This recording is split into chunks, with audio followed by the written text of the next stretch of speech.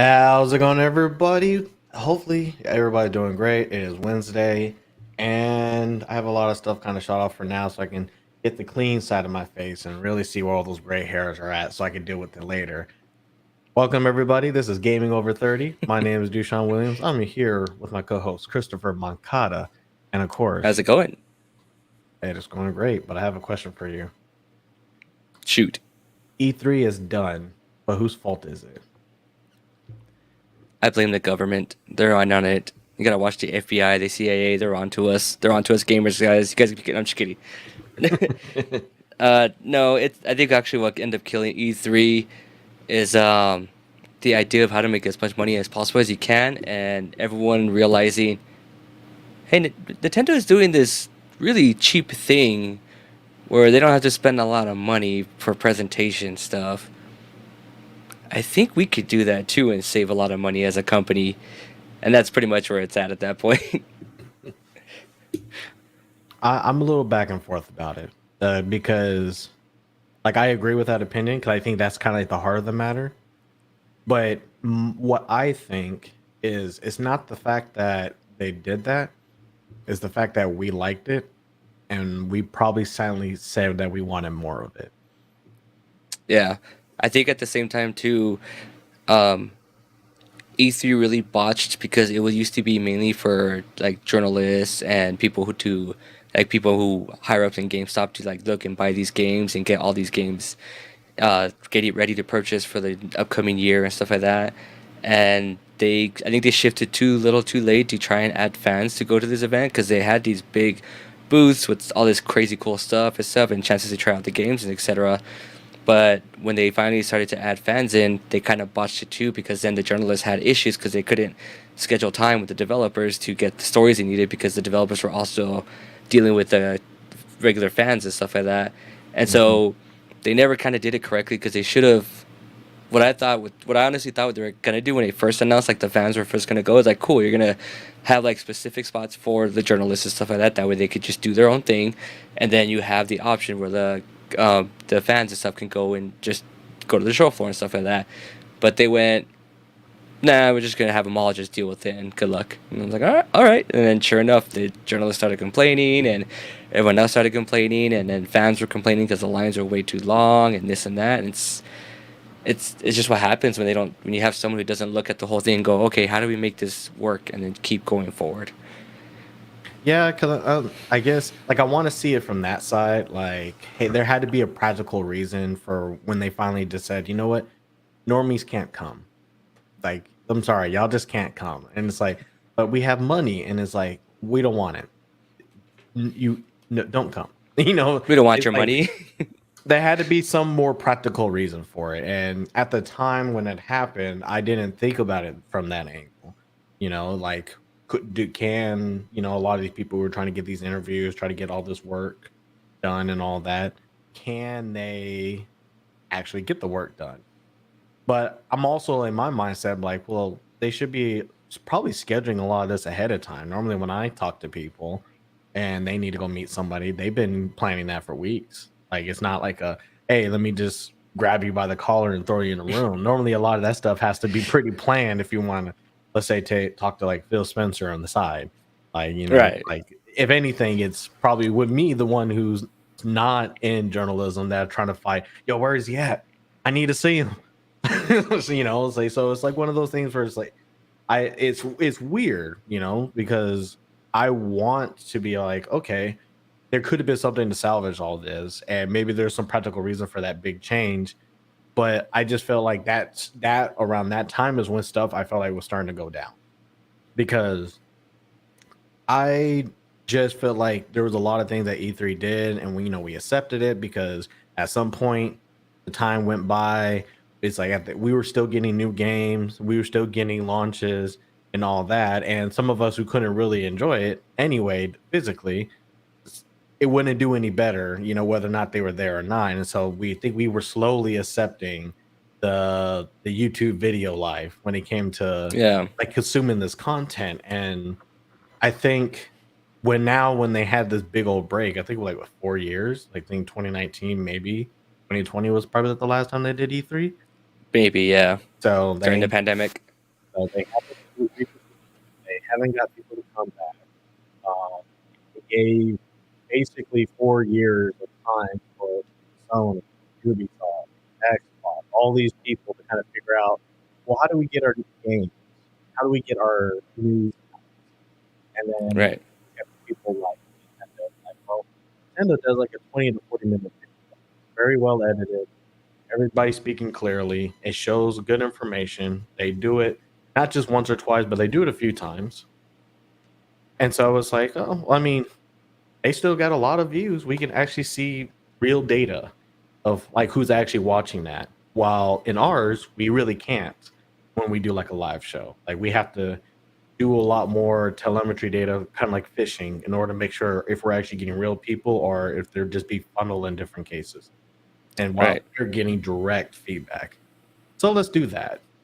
Let's see how that works. And they all tried it and they're like, damn, I think this is good. I like this.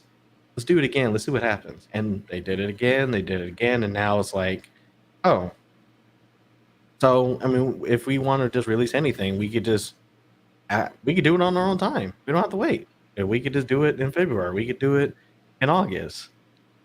And I'm like, okay, I get it. Like, if it worked, then I understand why that's where the new business, reason is. But I guess it's sad because we told them it worked. We showed up to watch those new things. We said, "Hey, I liked what Nintendo did, and I think it's fun for state of play to happen that way, or developer days, or whatever might be the case." Like, I think we all like that because we are still getting the information, and that's what we care about. We care about what games you have, and if you don't show any games, we're going to be upset. So, Yeah.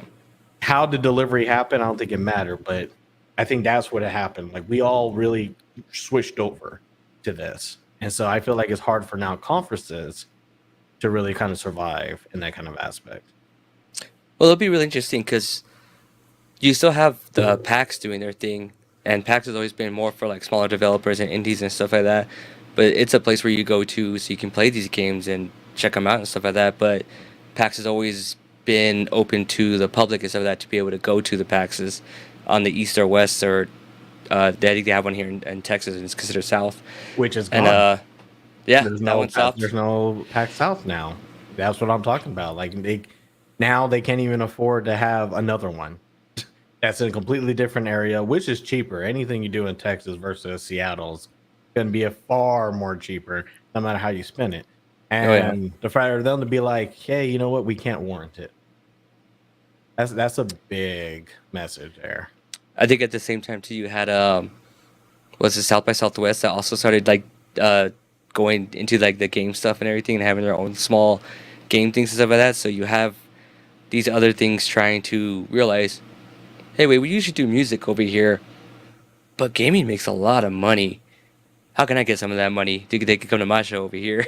You know what I mean? And so you have that. You have Jeff Keighley, who used to be part of the E3 and kind of helped put all that stuff together, branch off on his own after doing the Game Awards, and then he started doing the Summer Games Fest, which is pretty much like trying to battle, I guess, with E3 because he did it at the same time, and then he had his own like people get announcements and stuff on that show and stuff like that.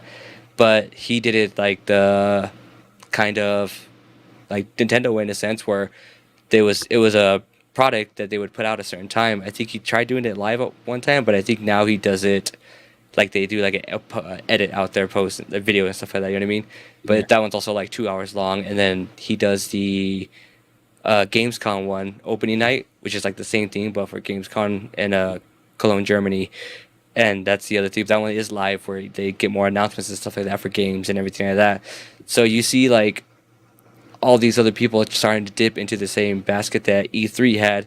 The only problem is that E3 was always held in LA, and LA is expensive for that convention center and stuff like that. So that's another issue that comes into it. Like at the point where Microsoft was like, "Hey, we have our own theater. Let's just our theater is right next to the convention center. We're doing our thing over here because we know it's cheaper. I'm pretty sure." And it's like that's smart. Like if I was a business person, I would do the same thing. Like, hey, I have this building and stuff like that. I'm gonna do it here because then it's my building. I don't have to pay for it, and at the same time, I could actually use it for the production I want to do instead of having to force it into this space I have for that year. So I Yeah. understand. Yeah, and I think, the more that we kind of put it together, like it's just one of those things where it's like at this moment I'm pretty sad. Yeah, Not because I'm actually able to go to E3 if it was around, but the fact that like we don't have like a lot of conferences like that anymore. E3 was like what everybody looked forward to every single year because, and I think this is true, like when you actually building up a lot of suspense and you show off some like the more fun things at a like very little in within a year and not have so many, I think it's just better. Like I yeah, generally think that like people get more hype, people are more excited, everybody's was more understandable if something didn't come out again, like, oh hey, we haven't seen anything about Final Fantasy, whatever number we have to find, like we didn't see anything for a while, but it's okay because we're looking at it for next year. Like everybody had that anticipation. And now it just seems like everybody's like, you know what, 2 months passed, the game's dead. We forgot about it already. It's like yeah. we want that like stuff to be as ready as possible and know about it. But I think it's because information travels faster now. It doesn't take long. And unfortunately, we talked about in the past about leaks and stuff like that and kind of like their effects and everything. And unfortunately, there's now so many hands in a pipeline that it's really hard to stop people from doing something Leaking. that Yeah, is really gonna hurt everybody. Like the GTA 6 stuff. Like there was no reason for that to happen, but it did. And now we all right. have to deal with the information of it. Yeah, and it's really interesting too. Like I would like to see the reason why a lot of these companies do this, especially now, because a lot of the state of plays and stuff like that that are coming out of the Nintendo Directs are like slap dab right in the middle of the day of the work week and stuff like that, where a lot of America is at work at that time, whether it be like 10 in the morning, noonish, which is like at lunchtime, but depending on what part of the coast you are, what part of the country you are, what part of the world you are, you might be at lunch or you might be doing this and that. So like it's really interesting to see a lot of these companies release their videos at 10 a.m., noonish, 3 o'clock in the afternoon, like on my time and stuff like that. So it's like that's 3 o'clock here. That's 5 o'clock on the East Coast. So you still have people maybe barely getting out of work at that point and stuff for the majority. So like they still have to go through traffic, the subway. So are these people just pulling up on their phone in the subway, or are they just on their computer screen and just have it popped up in the corner, or their phone Yeah. plopped in with the earbud? You know what I mean? Like it's I would really like to see what's the reasoning for the times they choose for this. I think half of it, at least why it happens sometime between Monday and through Friday, is because the people are showing it are working. And probably none of Yeah. them want to be doing this on a Saturday and Sunday. They probably want to be kind of detached from work after a while. But I think half of it is just to make sure stuff goes well, even for us, for our operation. When we're trying to make sure like this episode goes up, or trying to make sure that we see everything's running, audio and all that. And just for us, it's kind of like, oh man, there's a lot of stuff that we got to check. Sometimes we just got to write it down. But if that feed goes down for like a major publisher and stuff, someone's going to get fired. But there are going to be some other thing that they're going to try to figure out, because everything that they do is going to be just thrown out at scale into the internet of what happened, all this craziness, and then the conversation gets taken by that. So I think it's one of those things where like we're all really focused, and like we can make sure this happens correctly. But that's just really my take on it. I don't really know, because a lot of times like it's set to be in like California time, and so for it's a lot later for everybody else, Yeah. and like Eastern time or whatever. So it's like for them it's like they are in that in between of like, okay, I'm in traffic, but then I might just be walking out the door and now I can't leave because I'm watching this. Yeah. Versus like everybody in California is like, man, is it lunchtime? Oh sweet, I can watch this. It's just one of the things where it's like you just don't know who they're trying to favor in a lot of this stuff, and it Right. is weirder when it comes to digital content, because it's like, yeah, you technically could just throw it Friday night. There's no reason why it can't be a Friday night. But Yeah. So I think the thing that kind of really, really sucks about this, but I guess we're still kind of getting it this year so far, is to see what happens going forward into next year. Because this year you still have what? You still have rumors that PlayStation's releasing their showcase either right before around the E3 time and stuff like that. Then you have Xbox's is still around that same time in June.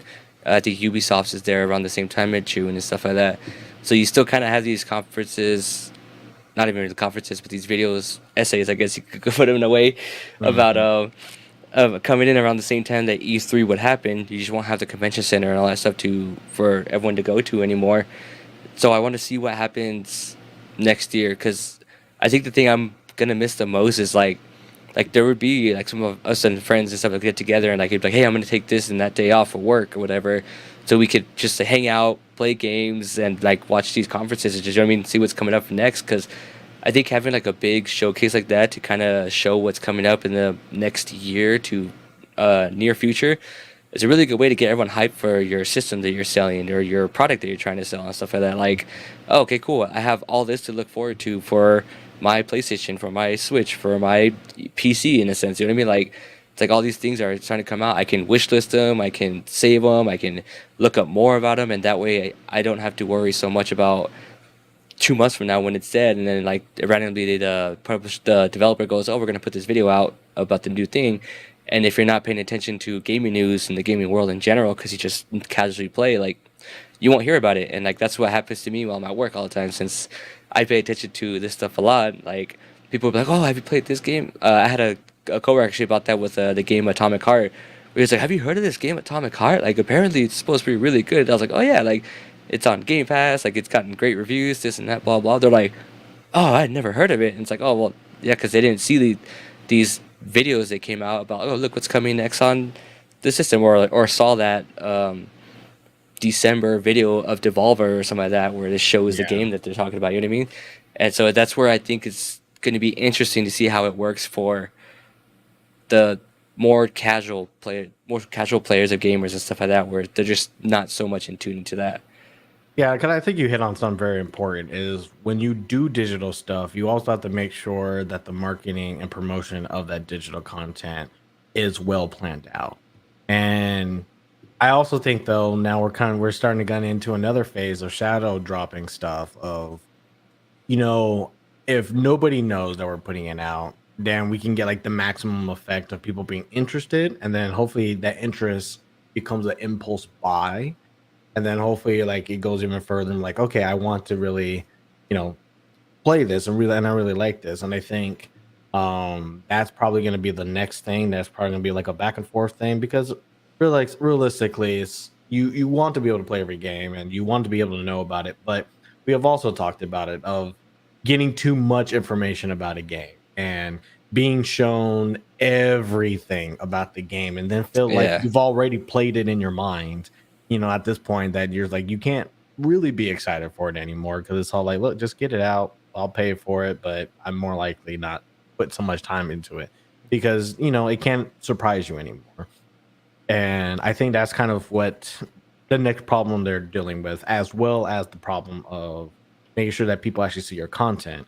Because I think that that's a big thing is they're not planning their content out, then people don't know about it, and then they don't get the hype out.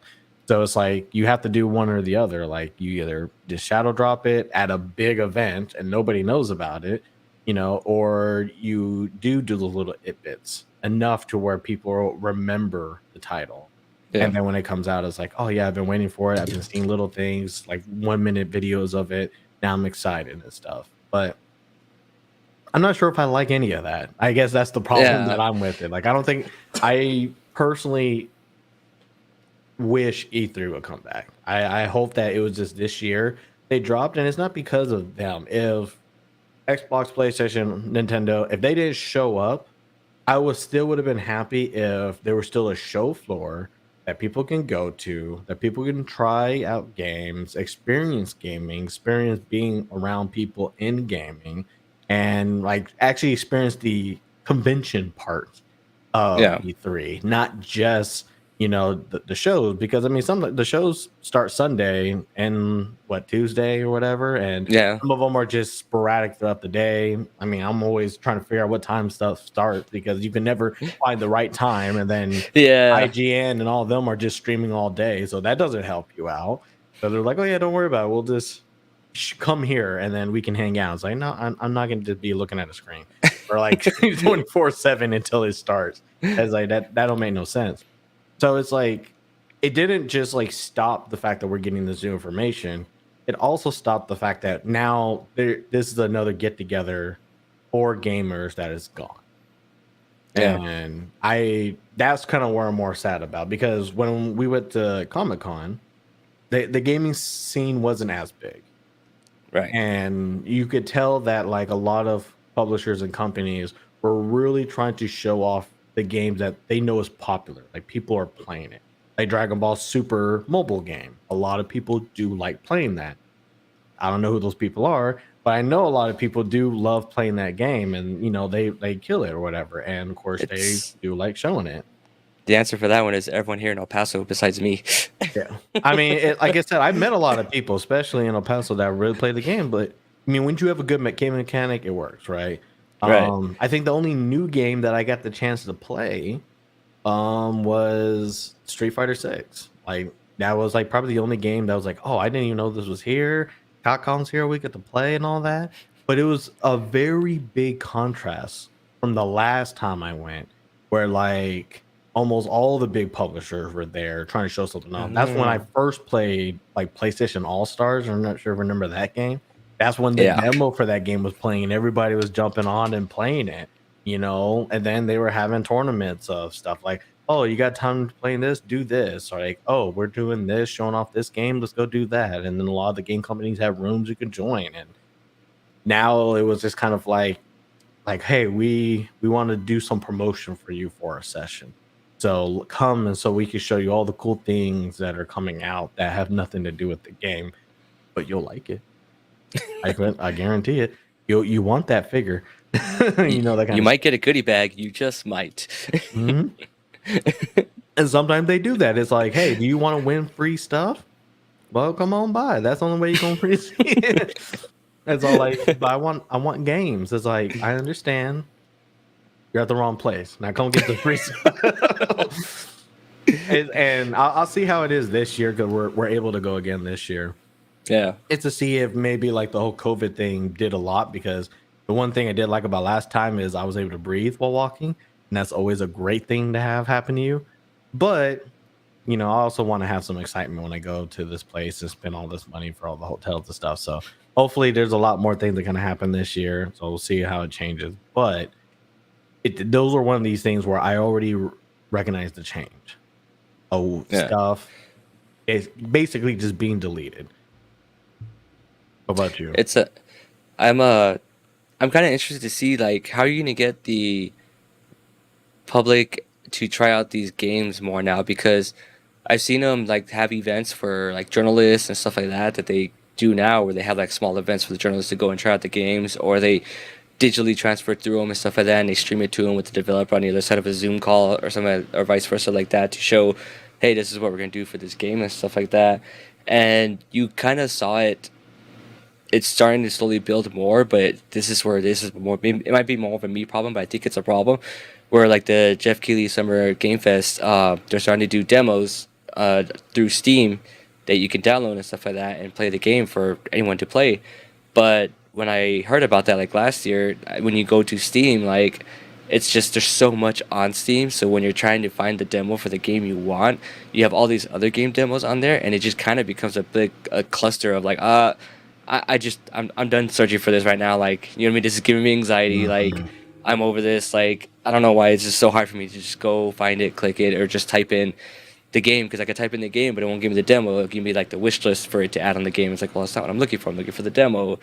You know what I mean? You kind of have that issue just all around in general. Like with the Diablo 4 demo and stuff like that, we had an issue like that because my friend Will had to help his brother find the demo to download so he could play it, because he had bought the game already and purchased it.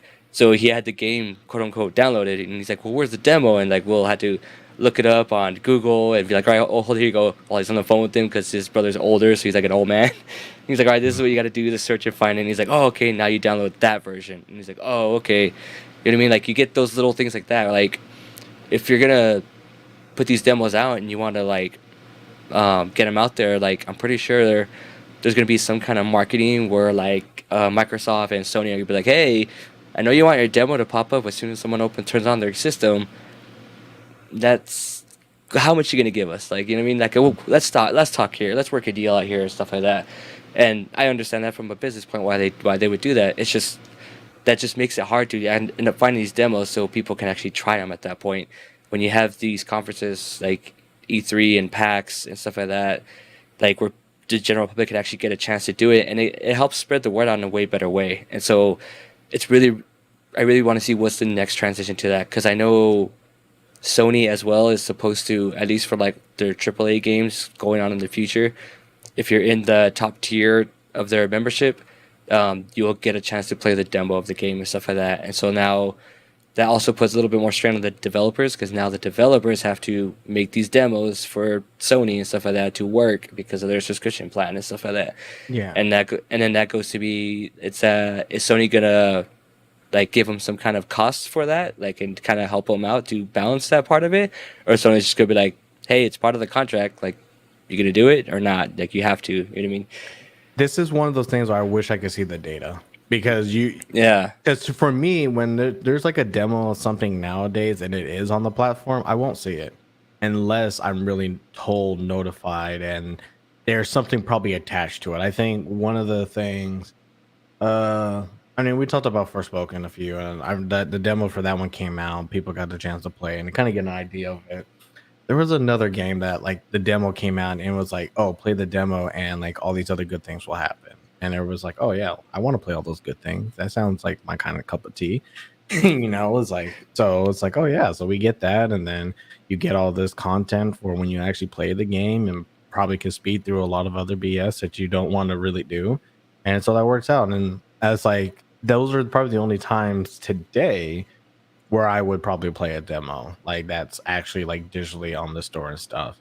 But I don't think I still going it through that way enjoy it. Like, it's glad that yeah, I get to do it at home. Like, I'm always happy about that. But that also means that I don't know what I'm doing at the conference. 'Cause, right, like, if they're not going to do it there, then it's like, okay, what do we do? And I think that's what made like the whole Street Fighter thing special for me at Comic Con, because it was like Monday, or not Monday, it was like a Thursday or whatever, the first day, and you just see this big old booth and you see like the line's not as long, and you're like, yo, I get to try a Street Fighter 6. No one else gets to try Street Fighter 6. I'm gonna do it. Like, I was like, I'm not good at yeah, it, but I'm gonna go play, because I'm like, heck yeah. And they got it. They got arcade stick version, they have PS5 version, Xbox version. So it's like, oh, I can actually play on a console that I'm actually halfway decent on and get a real good experience on it. So it's one of those things where it's like that excitement was there, and that's why I remember it. It's just to say like, they got a nice booth, you get to play it, whatever. Versus like all the Dragon Ball stuff, where it's like they had kind of like these really big booths of trying to do, like, they had great promotion, but they've also oversaturated like their promotion, like literally like it wasn't contained in one building promotion. oh dang, Yeah, but the game that they were promoting, like at least the other one that was actually new, you weren't really playing it. So it's like, okay, okay, so you're not really getting to play the game, but it's like, oh, but it releases this week, so that's kind of weird. Like, I don't know how I really kind of feel about it, but it's like, hey, but if you download this game and do all this stuff, you get all this other stuff. It's like, I don't think I wanted to do that. It's like, it's like, I want to at least try out the game, but I don't really want to actually give it a whole account information and sign yeah. up and all that jazz. I just want to see if this game is good or addicting as people say it is, and then I'll figure it out from there. But like, I don't want to be like, oh, you're just trying to get an email list from me and all that kind of jazz. Like, I'm just not interested. Yeah. I don't need your promotions, please. I keep unsubscribing. It's just one of those things where it's like, if like, there's the difference between like, if I made a game and I said, Chris, I want you to play it, play test it, tell me what you think. and you're like, okay, just realize this game is not come out for a while, but I really want to see if what I'm playing is fun or what I'm making is fun. And you do that and you give me your feedback and I take it back and I figure it out. But like a lot of times people here are like, that's not why they're trying to promote it. Like Right. they're trying to promote it because they need a particular metric. And that metric is users a lot of times. Like how many users are downloading and playing.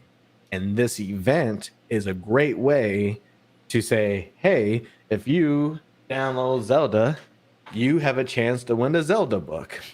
You know, it's like they're trying to just boost numbers artificially or whatever might be the case, because at the end of the day, that those are provable factors that the game is doing well.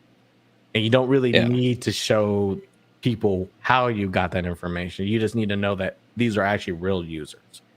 And so that's kind of how I feel like when I go to some of these events, that when they actually do something, it just feels like they're not really kind of giving me anything that's like, it makes me more excited to play the product. It was just kind of like, hey, did you do the thing? Cool, stamp. All right, move on. Like what? You know, it's like, and but that's what happens. And I think that was like the biggest difference now is I'm not seeing people go to like these events and saying, hey, can you go play my game? Like, or hey, can you see this game that I'm developing and stuff like that. Or just even for some other stuff. Like I didn't really see a lot of like indie comics come out and people would be like, hey, you know, what's on my comic? I have more people now trying to sell all kinds of stuff. If anything, I'm glad the artists are still with it and selling their own art, or else I'd be kind of sad at that point. Be like, now see, now Yeah. the artists are just telling you to go onto their webpage and go buy it from there. They just want to meet people. Yeah. You know, it's like Maybe maybe like I think maybe going to a PAX might maybe be able to see something like they were looking for. Because from what I've seen and heard, they're still kind of like that. At least the east and west ones, you know what I mean? But yeah. at the same time, those are kind of far away. But I would really like to go and experience those and see if those are more like what we're hoping for. But at the same time, knowing that the bigger developers for the most part aren't going to go, you sometimes have some like they sometimes have had like Bandai Namco there and stuff like that, and sometimes there's been like a Sony booth, sometimes there's been an Xbox booth here and there, but you get a good chance. Like I know Devolver's always there, and they have a good booth and stuff like that where you can try out their games that they're coming out with and stuff, which are all these indie games that you can either already know about or you go, "Ooh, what is that? That looks weird. Let's try this out." You know what I mean? Yeah. And that's where I want those to keep living on because I think those are very important for the consumers and for the developers as well. Well, I feel like we have the pressure on us now because if we don't go, you know, soon, it might not exist anymore. And I think that's the Yeah, good problem. It's point. like, you know, like what is it, PAX Prime and PAX Wex? I think that's what they're called. Like, Yeah, there's no reason why not one of them can just be gone. I mean, E3 got canceled 2-3 months ahead. These things are normally planned out years in advance. You know, all the ducks are put in a row. A lot of stuff is like kind of real. I mean, I know COVID did some stuff, but they're not gonna wait. Like these big people are not waiting like 3 months to actually get everybody's okay. Like, hey, Sony, like you haven't called me back. They're a problem. They had to have known that there was already some kind of problems ahead of time that they didn't really feel like it. And so they it means that they've either A pulled out after agreeing or they kind of just realized like, you know, like, okay, maybe they're not gonna it doesn't look like it's probably gonna happen. But like even when like Sony pulled out, I wasn't too afraid of E3 dropping. Honestly, it was when Ubisoft pulled out when I was yeah, actually worried. Because what I thought was gonna happen, and I think this probably would have been a good move, is it's only publishers of like, you know, like a lot of the different games that are holding the showcase. Like, you know, like I love my Xbox, PlayStation, Nintendo stuff, especially because Nintendo puts out they're pretty much only games most of the time. Um, but I think when we realize like there's a lot more publishers, you know, like Activision and all that that are actually publishing and most of the case developing the games, I feel like it would have been more meaningful for these publishers to now being like, hey, we have the best showcase, or we these games that we've been working on are the ones coming out and stuff, rather than like, oh, well, we know Call of Duty is probably going to be on both consoles. You know, right. so Xbox showing this and then PlayStation showing that is not really exciting. But it would be different if Activision came out and be like, look at these cool things that we did for Call of Duty. Like, well, look at this stuff that we paid attention to.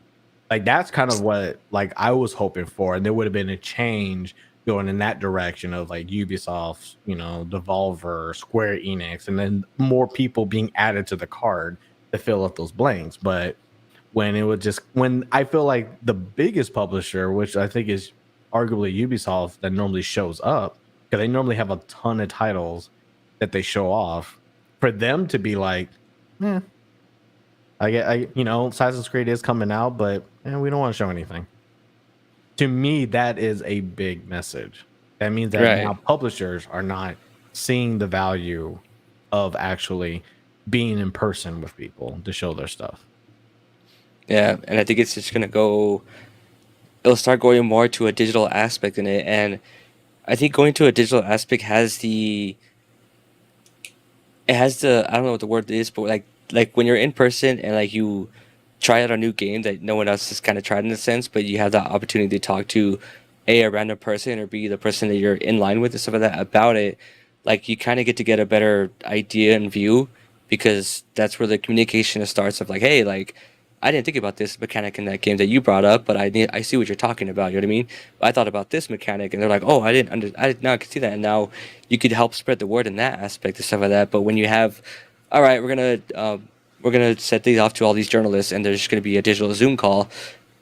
You're gonna get the same thing kind of across. You're gonna get a similar thing across, but you're gonna really miss that interaction of the journalist, the podcaster, the even developer in a sense to kind of get more feedback from someone else that noticed, hey, like I was playing this part of the game and maybe like they like have like a big like bug that glitches out and it's like, oh, okay, well that just happened with this one person, but that could have been because of the streaming issue through it. That could have been because of this, that.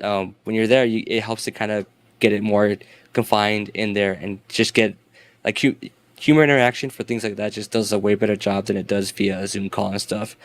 And I personally understand that and everything, and I do understand being able to like to do things from home and stuff like that, and the benefits of it. But I see the negatives as well.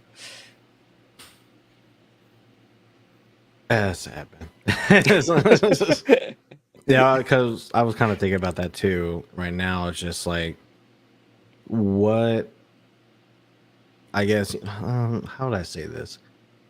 How are is there any opportunity of having things go back to where we can have like these events again?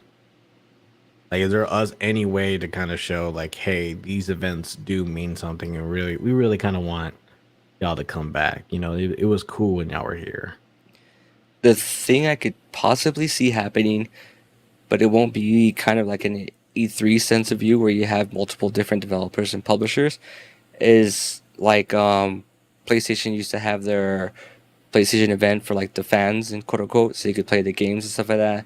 Xbox has done it before. Like I could see those becoming a thing, but those would be a lot smaller, a lot more just basis on just one aspect of that developer or publisher for that thing. And so when it comes to that stuff, then you're just gonna have the old thing that happens to everyone else where, okay, I want to get a ticket to go to this. Oh, well, I didn't get it because the server broke because everyone else is trying to get it when the time opens up for it. Or they'll do the thing where they go through Ticketmaster and Ticketmaster will be like, hey, the ticket's $20, but we're going to charge $500 for it because look how many people want to get these tickets. So we need to change the price so that way the other people, so that way the bots don't buy it out. And you get into that whole fiasco that's been going on with the music scene and stuff like that in Ticketmaster. So I don't see a great thing coming out of this stuff like that other than maybe PAX still being the only one alive at the moment. I think maybe the other option might be, I know Rooster Teeth still has their usual yearly thing in Austin, and so maybe because you don't have as much of this stuff happening, maybe Rooster Teeth is able to kind of work a thing and get more game publisher stuff that to go and kind of present an event and stuff like that. But it's going to be interesting. Like something's going to have to come up and start growing, and it's just a matter of how it's going to be done now. You know what's sad? I have no idea what Rooster Teeth is doing right now. Like, I just have no like visibility, and I could take a 3-hour drive to go see them, and I'm like, I have no idea what this company does anymore. Like, I don't know how relevant they are. Like, I don't know what they're trying to do.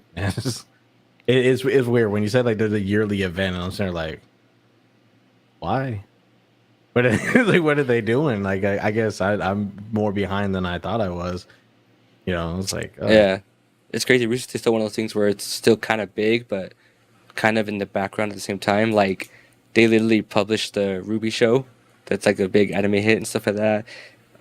That's the thing now is that they do a lot more shows and stuff like that because they've also done shows for Netflix and things like that. And they do still do a lot of gaming stuff, but it's more like branched out and like they work with other people and stuff like that in that aspect. So what they do is they have like a whole 1 year event and everybody comes to Austin for that event. cool. And so that's kind of how it goes. But the other thing I could think of is I think they have a Day of the Devs in San Francisco. But that one is also another indie aspect and stuff like that. So I see the indie space being able to keep this going forward. It's just a matter of will we ever get like the big AAA publishers and stuff like that to try and do something or create events because I personally would not want. I wouldn't be super excited to go to an EA event where it's just nothing but EA games because there's only 2 or 3 games at EA that I'm gonna like to try out. So do I really want to spend my time, money, traveling, all that stuff to go to it because of these 2 games I want to, and kind of force myself to play these other games that I know I'm personally not going to have an interest in, or would I rather go to an event where it's multiple publishers that I know, hey, I know I like this game or I like this developer from that publisher and I like this one from this one, so let's check out these different ones that I want to see, and that's where I think we're losing here is that opportunity. You know what? And I'm back and forth on that perspective because like I get it. Like if some publisher were like we're gonna hold our own thing, and everybody's gonna be coming all to us and we're gonna have a good old time and champagne everywhere. And but then it's like, oh yeah, but like what are you working on right now? And it's like, oh, we got like 2 games. We're gonna rent out 3 days for them. I could see that being kind of weird, right? I guess Right. when you put in something like EA, which EA owns also a lot of other, companies, like to me, I'm all like, that's probably like the only way it could work out is like if you're a publisher that just has a lot of titles. Like it's better to have 10 titles and somebody like only 2 of them than then like have 2 titles and possibly nobody cares. Yeah. So there's one of those things where it's all like, oh, that's kind of hard because I would be okay with that. And like when you mentioned Day of the Devs, and like they had something like that at GDC where they just had like a line of just games to play and stuff like that. And I was like, that's cool. Like I was really interested in that area and stuff like that. They had a nicely little setup, and then you could just come sit down, play the games and everything. And I'm like, okay, I could probably deal with that at a way larger scale. But it's like one of those things too that's like I didn't always see like it being full at that case because it was just like, oh, here's this thing, and it's just out. Like when you step back and actually look at it, it's just like, oh, it's just here. Right. you know. So like when I look at it, like if EA did something like that, they'll probably have people come. They'll probably have some of the basketball stars kind of talk about what they feel about it or something like that. Like I feel like they'll be able to put on a show to like put in that feel, and then again the conference or the convention feel of it could still be there because they can probably have that kind of pull.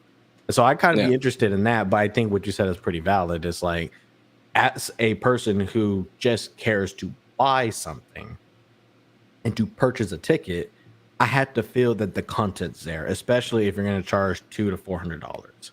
Yeah.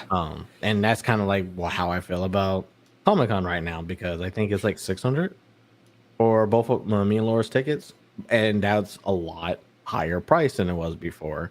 But it's also based on like the amount of days and all the other jazz and stuff. So I feel like I still get a good value out of it. Yeah. But I do recognize that that's still high cost. And I had a thought of something like I just kind of like what I had a thought and I lost my own thought. It's somewhere, and it's like it was something else I wanted to say, but yeah, that's kind of like my final point on that. I guess what I could say as well is the only actual now that I've actually thought about because I mentioned it earlier, the only thing that's still kind of like E3 that is still going to be going on is Gamescom. but like in Germany, because that one is a big event where all the major publishers go to that, and you may also have a Tokyo Game Show in Japan. But Hmm. that one is usually more just Japanese developers and publishers, stuff like that. But those are like the two that I could think of that you get a good variety of the big publishers going along with the smaller like publishers and developers, stuff like that, to these events. And Gamescom is one of those ones that they always did the people part really well, from what I've heard for the most part, because Hmm. they get like 200,000 people to go to that. Like they get large numbers that go to that every year, and like everyone could try out the games and stuff like that. Like they had that part pretty much felt worked out, and now with the Jeff Keighley opening night thing that they've been doing, I guess they're trying to transition to have like a conference like publish shows and stuff like that for the games that are showing and stuff like that.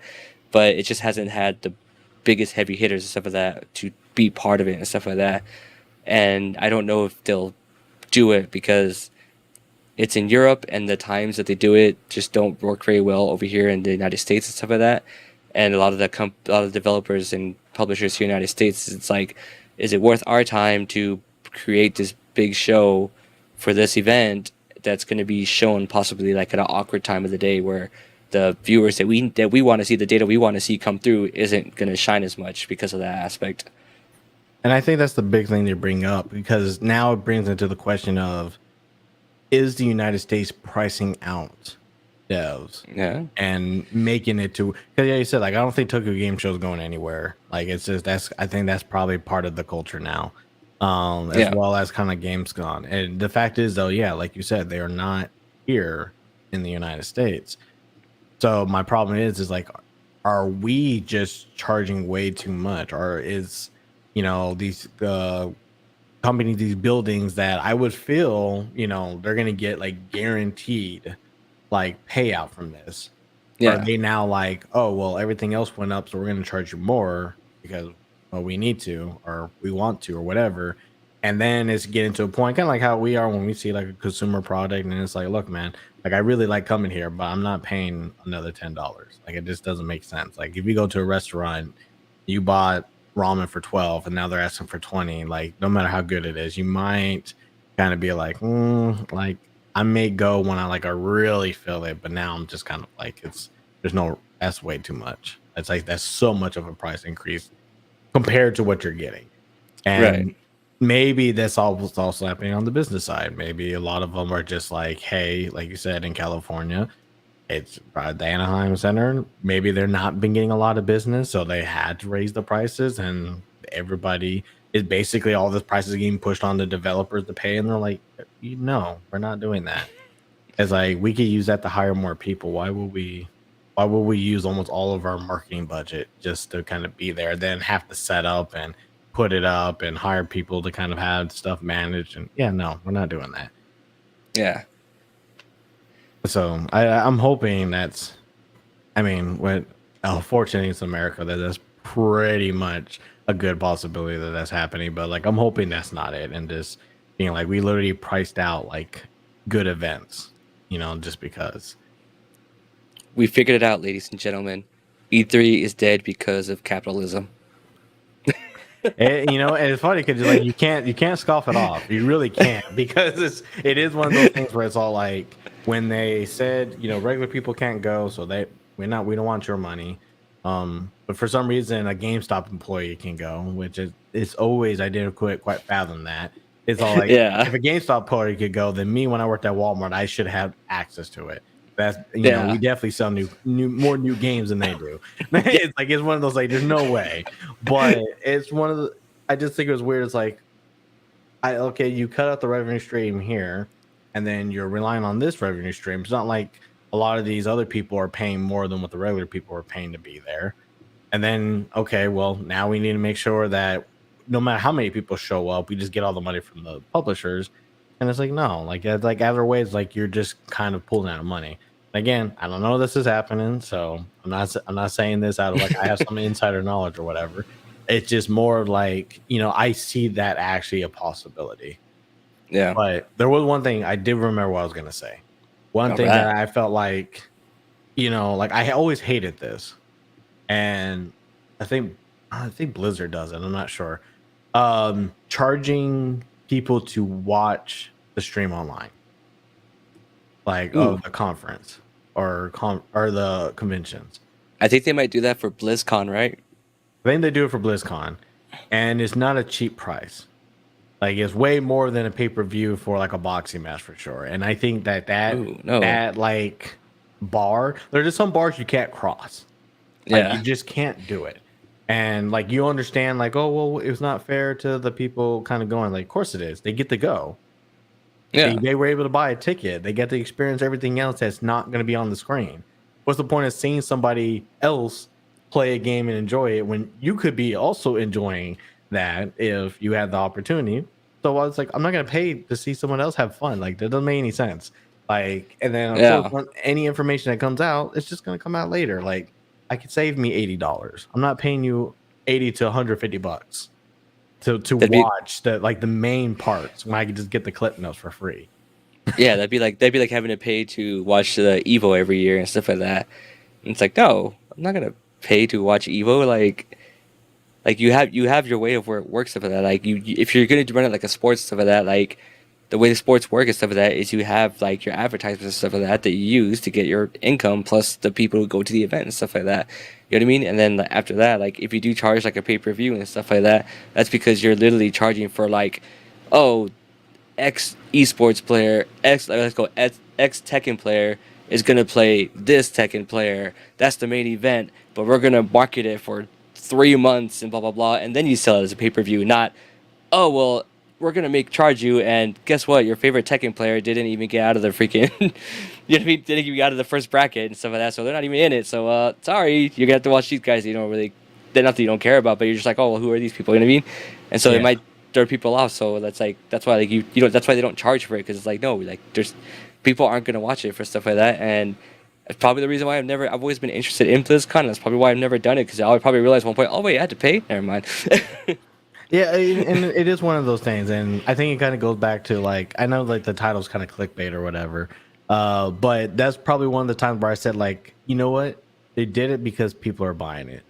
Yep. They did it, and someone's all like, oh, I don't have to pay $400. I can just pay 100 and get what I want. Man, that's a steal. And it's like, no, no, that's not how that works. It's like you got nothing. You got a video feed. You could have literally downloaded it, still not seen it for a full week, and then like watch it like it was new information for you. Like it's there is no reason that anybody should be paying for a stream for just content to be shown to you.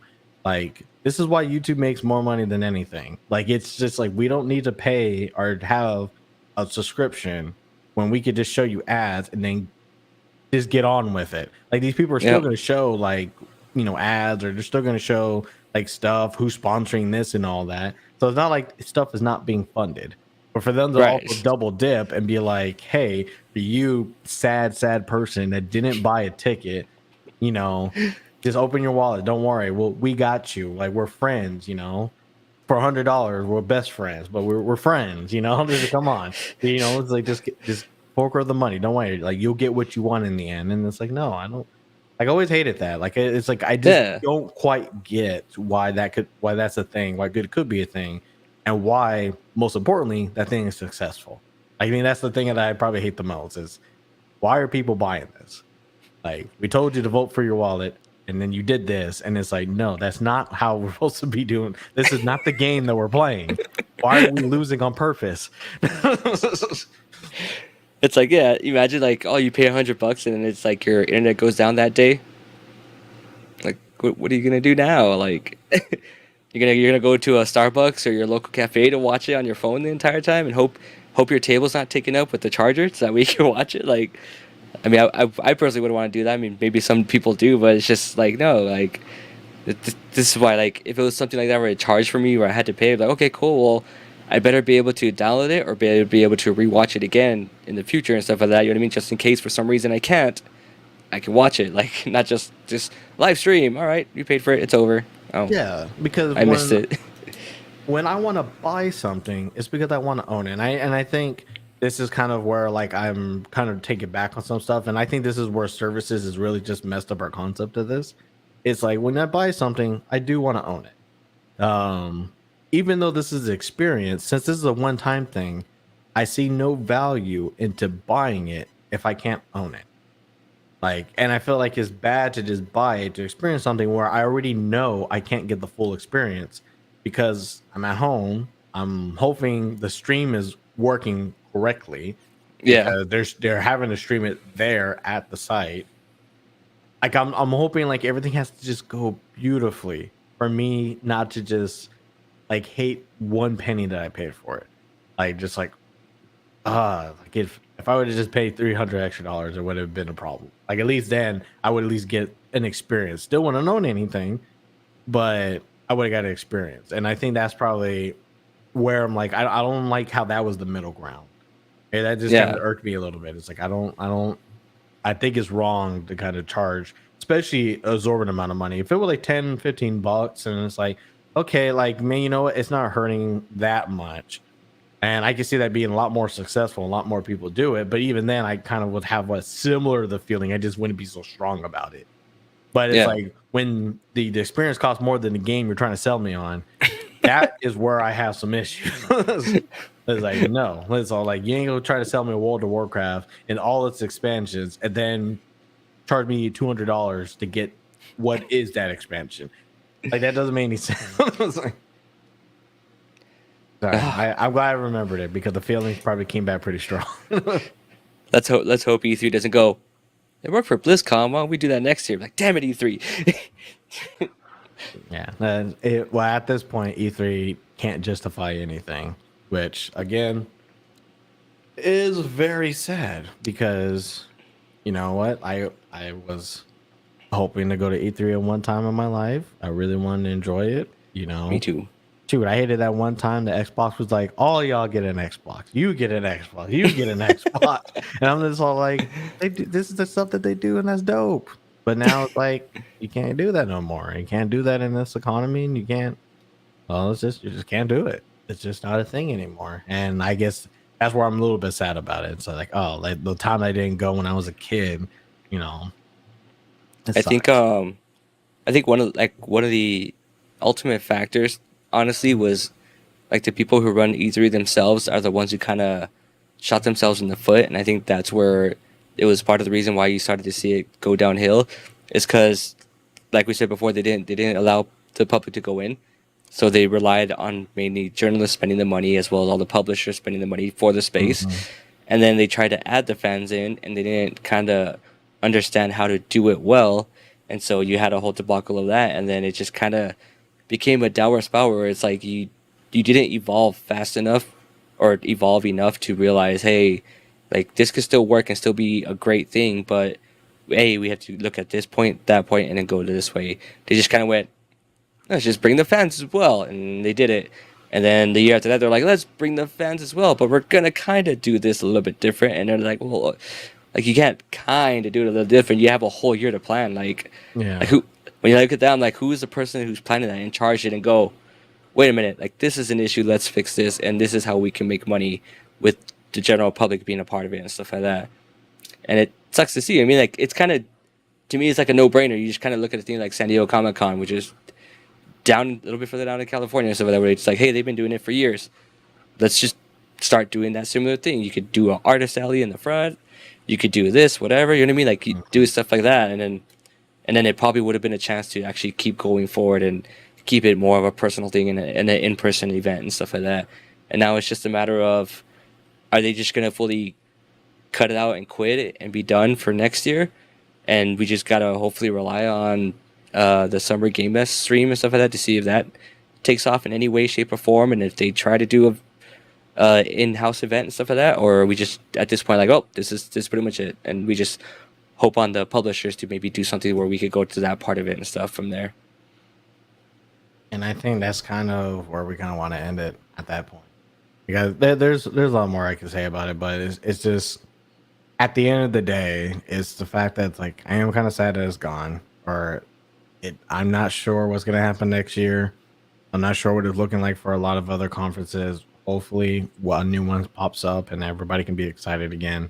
But I think we know where kind of gaming is heading in this aspect, and hopefully we do all appreciate it, or at least realize that they're just something that we kind of gave up that we do want back. So hopefully they do come Yeah, back stronger. But with I hope so. that, like I said, we'll stop it there. And I really do appreciate everybody for joining on. If you didn't get a chance to see us live, don't forget we come on every Friday. Go ahead and enjoy coming on next time. Save some time, get some popcorn. We'll be here for the next hour. But if you're watching this afterward, please watch some more. We got a lot of content going on. Welcome to episode 33. Thank God we're making it. It's almost going to be a year that we kind of started this. And I'm kind of very excited, kind of like the progress that we're kind of making, at least the stuff that we're trying to do. Coming up early this week, the first interview from our GDC talks will be up. So if you haven't yet, like, subscribe, and hit the notification button so that way you can get notified when that comes out. I'm very excited for it. My first guest that I was able to get to is really exciting, and I'm would think that you will really like this, especially if you yourself are looking at being in the game industry and you just want someone else's perspective on game industry and doing that while being a gamer. I really appreciate it. Hopefully we get to see you. Hopefully you get to watch that video. But hopefully you have a great day and we'll see you next time.